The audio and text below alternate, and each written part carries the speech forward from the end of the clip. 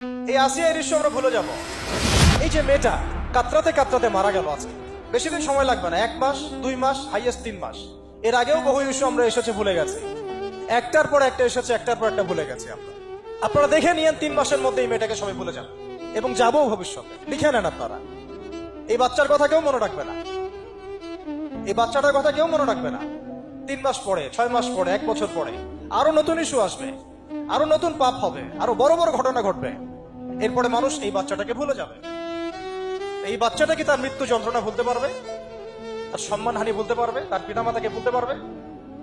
এখন প্রশ্ন হচ্ছে, তার পিতাকেও যদি আমরা জিজ্ঞাসা করি, ইসলামে রেপের শাস্তি হচ্ছে মৃত্যুদণ্ড, আর ব্যভিচারের শাস্তি হচ্ছে অর্ধেক কোমর পর্যন্ত পুঁতে পাথর নিক্ষেপ করে হত্যা করা।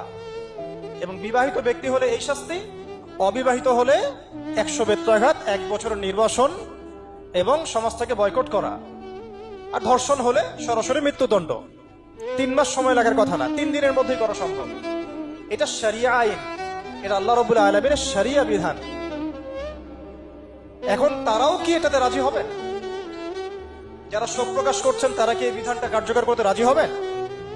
ধর্ষককে সবার সামনে প্রকাশ্যে মৃত্যুদণ্ড দেওয়া হোক, শরিয়া আইন কার্যকর করা হোক, রাজি হবেন না। কারণ আপনারা বলবেন এটা করতে গেলে বাংলাদেশ থেকে মৌলবাদী রাষ্ট্র হয়ে যাবে।